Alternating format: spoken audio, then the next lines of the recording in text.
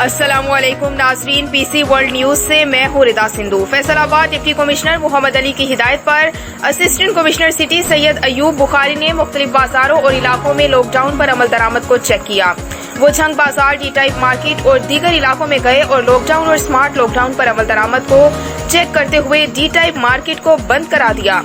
हमारे नुमाइंदे खुसूसी पाकिस्तान गुलाम दस्तगीर की रिपोर्ट के मुताबिक उन्होंने खबरदार किया कि स्मार्ट लॉकडाउन की खिलाफ वर्जी किसी सूरत बर्दाश्त नहीं की जाएगी। उन्होंने कारोबारी हजरात से कहा कि वो मार्केट्स और बाजार खोलकर खिलाफ वर्जी से गुरेज करें, बसूरत दीगर सख्त कार्रवाई अमल में लाई जाएगी।